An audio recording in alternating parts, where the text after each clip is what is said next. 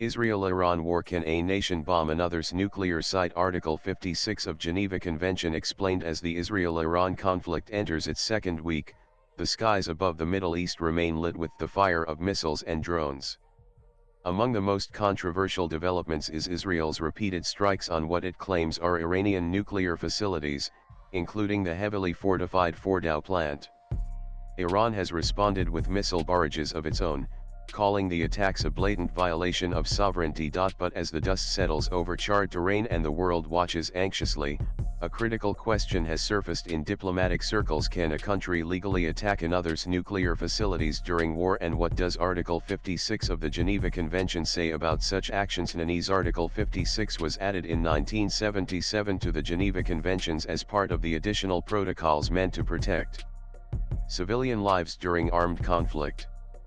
It specifically prohibits attacks on installations containing dangerous forces, such as dams, dikes, and nuclear electrical generating stations, unless those facilities are being used in direct military operations and no other means exist to halt them. The clause was designed with one purpose, i.e. to prevent environmental disasters and mass civilian casualties caused by the release of hazardous forces, especially radiation.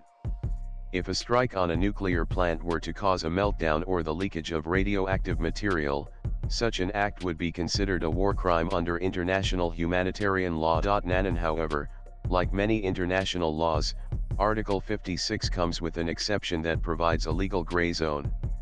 If a nuclear site is being used for direct military action, and there is no feasible alternative to neutralize the threat, then an attack may be permissible, provided the military advantage outweighs potential civilian harm. Israel appears to be leaning on this very exception.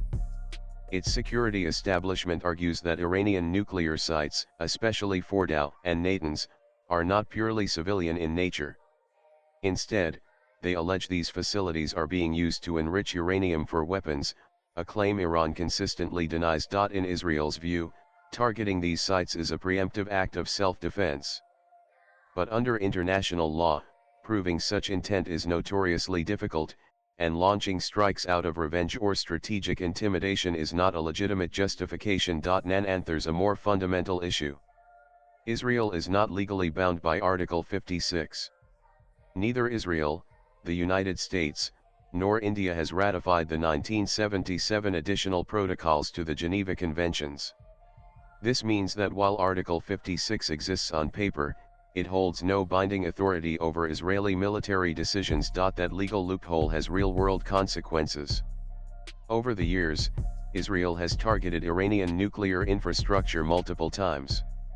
The Natanz facility, for instance, was struck by a cyber attack in 2010 and more recently by a blast in 2021, widely attributed to Mossad. In both cases, Israel justified its actions by citing the existential threat posed by a nuclear-armed Iran. The International Atomic Energy Agency (IAEA) confirmed that radiation levels remained stable after the Natanz incident. But military analysts warn that this may not always be the case.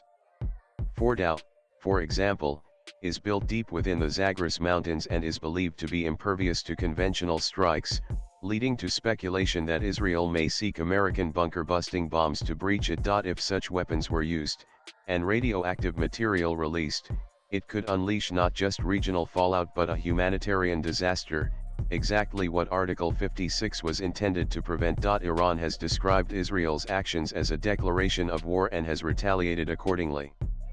While the United States maintains that it is not directly involved in the fighting, it has reaffirmed its support for Israel's right to self-defense. The international response has been predictably fragmented. European powers have issued statements calling for restraint, but have stopped short of condemning either side. Russia and China have denounced the Israeli strikes, but without backing their words with meaningful action. At the UN Security Council, concerns have been raised, but no resolutions passed. Swipe left for next video. In essence, the Geneva Conventions, once considered the bedrock of wartime ethics, are being tested, if not ignored altogether. Some analysts argue that Israel's ultimate aim isn't just to delay Iran's nuclear program, but to weaken the Islamic Republic politically and militarily.